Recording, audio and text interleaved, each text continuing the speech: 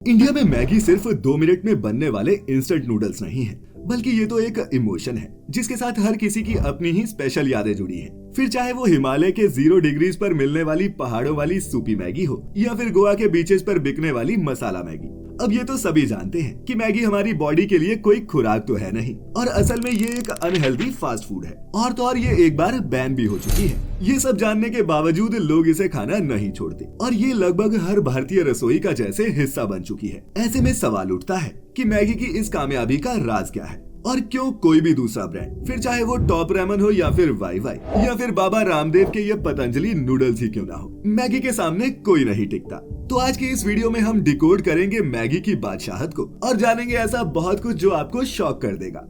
History of Maggi. दोस्तों, आपने famous car company Lamborghini या फिर एक टाइम पर पूरी मोबाइल इंडस्ट्री पर राज करने वाली कंपनी नोकिया की कहानी तो सुनी ही होगी। अगर सुनी है तो आप जानते ही होंगे, ये दोनों ही कंपनियां आज अपने जिन प्रोडक्ट्स के लिए दुनिया भर में फेमस हैं, वो उनका पहला प्रोडक्ट नहीं था। लैम्बोर्गिनी जहां पहले ट्रैक्टर बनाकर बेचती थी, वहीं नोकिया का पहला प्रोडक्ट टॉयलेट में इस्तेमाल होने वाले टिश्यू पेपर्स थे।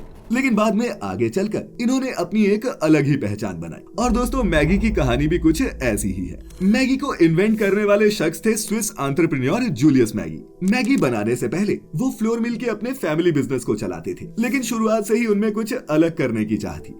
फिर 1886 की एक सर्द शाम में उन्होंने अपने ऑफिस के बाहर पास की ही फैक्ट्री में काम करने वाली कुछ औरतों को जल्दी जल्दी घर जाते देखा। ये वो दौर था जब स्विट्जरलैंड के साथ साथ पूरे यूरोप में इंडस्ट्रियल रेवोल्यूशन अपने पीक पर था, और एक के बाद एक फैक्ट्रीज खुल रही थी जिनमें ज्यादातर औरतें ही काम करती, जो पूरा दिन फैक्ट्री में तो काम करती ही साथ अपना घर भी संभालती। लेकिन सर्दियों की शाम को काम से आकर खाना बनाना उनके लिए एक टास्क हो जाता। ऐसे में जब जूलियस की नजर उन औरतों पर पड़ी तो उसने सोचा कि क्यों न कुछ ऐसा बनाया जाए जो कम टाइम में भी बने और हेल्दी भी हो। इसी आइडिया को लेकर सन 1884 में फिजिशियन फ्रिडोलिन शूलर के साथ मिलकर एक फूड फैक्ट्री की शुरुआत की, जिसका नाम उन्होंने अपनी फैमिली के नाम पर मैगी रखा, और इस तरह इस ब्रांड का जन्म हुआ। अपनी शुरुआत के 2 सालों में इन्होंने पैकेज्ड आटे से लेकर दालें तक कई चीजें बेची, लेकिन इन्हें अपनी पहली सफलता तब मिली जब इन्होंने अपने पैकेज्ड सूप्स की रेंज निकाली। स्विस गवर्नमेंट ने भी इनके क्विक बट न्यूट्रिशियस प्रोडक्ट्स बनाने के एफर्ट्स को बैक किया, जिससे कुछ ही वक्त में मैगी पैकेज्ड इंस्टेंट फूड्स की मार्केट में छा गया। लेकिन इससे पहले कि जूलियस इस कंपनी को कामयाबी की ऊंचाइयों पर ले जा पाते, 1912 में उनकी डेथ हो गई, जिसके चलते कंपनी में लीडरशिप इश्यूज आ गए। इसी दौरान एक और स्विस कंपनी नेस्ले, जो स्विट्जरलैंड के बाहर खुद को इंटरनेशनल मार्केट में एस्टेब्लिश करने की कोशिश कर रही थी, उसकी नजर मैगी पर पड़ी, जिसे देखते ही उन्हें समझ आ गया कि अगर मैगी को सही स्ट्रेटेजी का इस्तेमाल कर मार्केट में उतारा जाए तो ये बहुत प्रॉफिटेबल बिजनेस हो सकता है। यही सोचकर नेस्ले ने 1947 में मैगी को खरीद लिया। अब नेस्ले ने मैगी की रीब्रांडिंग में मदद के लिए जापान के एक बिजनेसमैन और इन्वेंटर मोमोफुकु एंडो की मदद ली। Entry in India. World war 2 के बाद जापान की हालत भी बहुत ज्यादा खराब, और वहाँ भी लोगों को किसी ऐसे फूड की जरूरत थी जो सस्ता हो, बनाने में आसान हो और साथ ही साथ हेल्दी भी हो। मार्केट में ये डिमांड समझकर एंडो ने जापान की सड़कों पर बिकने वाले फास्ट फूड नूडल्स को ही कुछ चेंजेस करने के बाद मार्केट में बेचना शुरू कर दिया, जो लॉन्च होते ही जापान में इंस्टेंट हिट साबित हुई। लेकिन प्रॉब्लम ये थी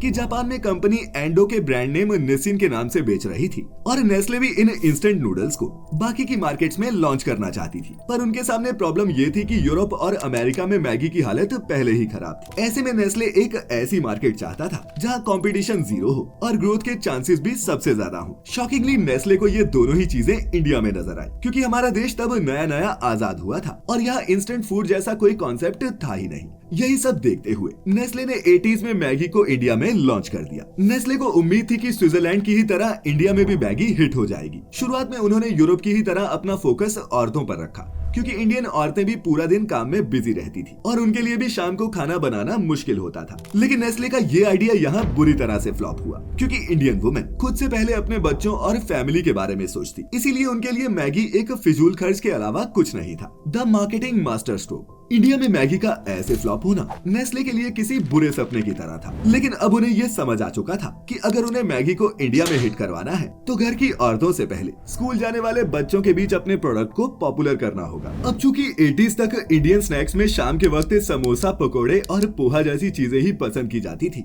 जिन्हें बनाने में काफी ज्यादा वक्त लगता था। इसके चलते औरतों को अपने लिए वक्त ही नहीं मिल पाता। नेस्ले ने टाइम के इसी गैप को समझा और एक नई टैगलाइन 2 मिनट मैगी के साथ इसे प्रमोट करना शुरू कर दिया। नेस्ले ने टीवी पर भी माँ बच्चे को सेंटर में रखकर एड्स बनाई और उन्हें टीवी पर जमकर दिखाना शुरू किया। इसमें बच्चा जब भी माँ से कुछ टेस्टी स्नैक मांगता तो माँ भी 2 मिनट में मैगी नूडल्स बनाकर उसे खुश कर देती। और इसी इमोशनल ब्रांडिंग के दम पर धीरे धीरे मैगी ने इंडिया में अपनी पहचान बनाना शुरू कर दिया। लेकिन नेस्ले यही नहीं रुका। उसे पता था कि इंडिया का ये मार्केट आने वाले वक्त में और भी ज्यादा बड़ा होगा और अगर उन्हें यहाँ टिके रहना है तो सिर्फ इमोशनल कैंपेन से काम नहीं चलेगा। इसीलिए नेस्ले ने मैगी को मैजिकल देसी टच देने का प्लान किया और मैगी में डलने वाले सभी मसालों को इंडियन मसालों से ही तैयार करने का फैसला लिया। और दोस्तों, नेस्ले के इस एक फैसले ने मैगी जैसी एक विदेशी आइटम को भी देसी बना दिया, जिसके चलते बच्चों के साथ साथ बड़े बूढ़े भी इसके फैन हो गए और 21वीं सदी आते आते मैगी हर किसी की जुबान पर छा गई। फिर चाहे वो स्कूल जाने वाले छोटे बच्चे हों या फिर रात रात भर जाकर पढ़ाई करने वाले कॉलेज के स्टूडेंट्स। फिर 2005 में जब इंडिया में इंटरनेट का इस्तेमाल बढ़ा और लोगों को समझ आया कि मैगी कोई हेल्दी फूड नहीं है तो लोग इससे दूर जाने लगे। ऐसे में मैगी ने टेस्ट भी हेल्थ भी की टैगलाइन के साथ फिर से इमोशनल एड्स चलाना शुरू कर दिया, जिसके चलते लोगों के मन में इसे लेकर हिचकिचाहट कम हुई। नेस्ले अब तक समझ चुका था कि इंडिया की मार्केट बहुत इमोशनल है और यहाँ वही प्रोडक्ट लंबे वक्त तक टिक सकता है जो लोगों को अपने साथ इमोशनली जोड़ सके। 2009 में मैगी को इंडिया में लॉन्च हुए 25 साल पूरे हो चुके थे, तो इस मौके पर नेस्ले मैगी ने एक नया एड कैंपेन चलाया जिसकी टैगलाइन थी मी एंड मेरी मैगी। अब इसमें लोग मैगी के साथ जुड़ी अपनी सबसे स्पेशल मेमोरीज उनके साथ शेयर कर सकते और कंपनी उनकी कहानियों को अपनी एड्स में दिखाती। ये तब एक नेक्स्ट लेवल कॉन्सेप्ट था और शायद आपको यकीन ना हो, लेकिन नेस्ले के इस अकेले कैंपेन में ही 30,000 से भी ज्यादा लोगों ने अपनी स्टोरीज भेजी थी। ये वक्त मैगी के सक्सेस का हाई टाइम था, क्योंकि उस वक्त तक अकेले मैगी का ही 75% इंडियन मार्केट पर कब्जा था। लेकिन फिर इसका डाउनफॉल भी आया। दरअसल 2010-12 आते आते दूसरे ब्रांड्स ने भी इंडियन मार्केट में हाथ आजमाना शुरू कर दिया था। नए फ्लेवर्स और ब्रांड से मैगी को थोड़ा नुकसान तो हुआ, पर इससे निपटने के लिए मैगी ने भी अपने कई नए फ्लेवर्स लॉन्च किए। साथ ही कंपनी ने मैगी का छोटू पैक भी लॉन्च कर दिया जिसकी कीमत थी सिर्फ 5 रुपए। मैगी की ये स्ट्रेटेजी भी काम कर गई और इसने मैगी को लोअर मिडिल क्लास तक पहुंचा दिया। The downfall. मैगी के लिए सब कुछ अच्छा चल रहा था कि तभी 2014 में यूपी के फूड सेफ्टी रेगुलेटर्स ने अपनी एक रिपोर्ट गवर्नमेंट को दी कि मार्केट में बिकने वाली मैगी में MSG यानी कि मोनोसोडियम ग्लूटामेट और लेड फिक्स स्टैंडर्ड से ज्यादा है, जिससे लोगों को कैंसर जैसी खतरनाक बीमारी होने का खतरा था और ये बच्चों की मेंटल हेल्थ के लिए भी काफी हार्मफुल था। मैगी पर ये आरोप लगे कि उसने अपने फायदे के लिए लोगों की सेहत के साथ खिलवाड़ किया, क्योंकि मैगी के पैकेट पर गलत जानकारी दी गई थी। दरअसल उस समय पैकेट पर लिखा आता था कि इसमें MSG नहीं है, जबकि ये सच नहीं था। इसके बाद ये न्यूज हर तरफ फैल गई। न्यूज चैनल्स पर इसे लेकर डिबेट्स होने लगे, इसे बैन तक किए जाने की मांग होने लगी। इसके बाद FSSAI ने मैगी के पैकेट्स की लैब टेस्टिंग करवाई, जिसके रिजल्ट्स देखकर सबके होश उड़ गए। FSSAI ने पाया कि मैगी में लेड की मात्रा 17.2 पार्ट्स पर मिलियन थी, जबकि अलाउड लिमिट सिर्फ 2.5 ppm की थी। जैसे ही ये रिपोर्ट पब्लिक हुई, हर तरफ हड़कंप मच गया। FSSAI ने मैगी को ऑर्डर दिया कि वो जितनी जल्दी हो सके मैगी के अपने सारे पैकेट्स को वापस मंगवा ले। लेकिन इससे पहले कि कंपनी कुछ कर पाती, सेंट्रल गवर्नमेंट ने मैगी की सेल पर ही बैन लगा दिया। साथ ही कंपनी पर लीगल एक्शन लेते हुए 640 करोड़ रुपए का जुर्माना भी लगाया। और दोस्तों, इस एक बैन ने मैगी की 32 सालों में बनाई हुई रेपुटेशन को एक झटके में बर्बाद कर दिया। इस बैन से नेस्ले कंपनी को तो जो नुकसान हुआ सो हुआ, नेस्ले के साथ साथ छोटे दुकानदारों और ठेले वालों को भी काफी नुकसान उठाना पड़ा, क्योंकि लोग मैगी के अलावा कोई दूसरा ब्रांड खाना ही नहीं चाहते थे। और यही सबसे शॉकिंग भी था कि मैगी पर लगे इस बैन का फायदा दूसरे ब्रांड्स को मिल ही नहीं रहा था, जिससे नेस्ले समझ गया कि अगर उसने जल्दी कुछ नहीं किया तो कोई न कोई ब्रांड उसकी जगह ले लेगा। The comeback.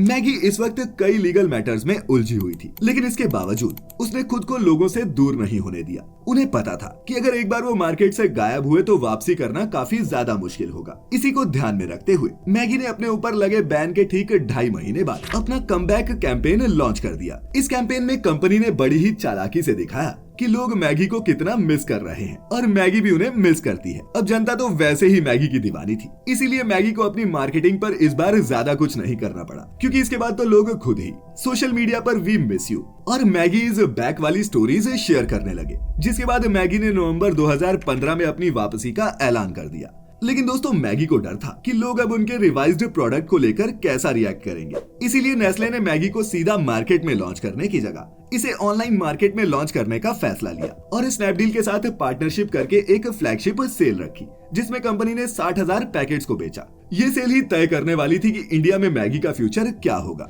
लेकिन जैसे ही सेल शुरू हुई, शुरुआत के 5 मिनट में ही सारे पैकेट्स सोल्ड आउट हो गए और इससे नेस्ले को साफ हो गया कि इंडिया के लोग मैगी को कितना पसंद करते हैं। इसके बाद कंपनी ने मैगी को ऑफलाइन मार्केट में भी उतारने में देरी नहीं की और देखते ही देखते मैगी एक बार फिर इंस्टेंट फूड की मार्केट किंग बन गई। आज नेस्ले मैगी के नाम से सिर्फ इंस्टेंट नूडल्स ही नहीं, मसाले, सूप और सॉस जैसी कई चीजें बेचता है। और आपको ये जानकर हैरानी होगी कि नेस्ले इंडिया से हर साल जो 200-250 अरब रुपए कमाता है, उसका 30 से 40% सिर्फ मैगी से ही आता है। इसीलिए कहने के लिए तो मैगी एक यूरोपियन ब्रांड है, लेकिन नेस्ले की यूनिक मार्केटिंग स्ट्रेटेजी और इसके दमदार टेस्ट की वजह से लोगों ने न सिर्फ इसे अपनाया है, बल्कि इसे बिल्कुल देसी यानी कि अपना समझते हैं। इसीलिए दोस्तों ये कहना गलत नहीं है कि इंडिया में मैगी कोई फूड प्रोडक्ट नहीं, बल्कि एक इमोशन है 100 करोड़ से भी ज्यादा लोगों का। तो क्या है मैगी से जुड़ी आपकी सबसे यादगार मेमोरी? नीचे कमेंट्स में कुछ वक्त निकाल कर शेयर जरूर करें और ऐसी सभी मजेदार और इन्फॉर्मेटिव वीडियोस के लिए देखते रहे फैक्टिफाइड।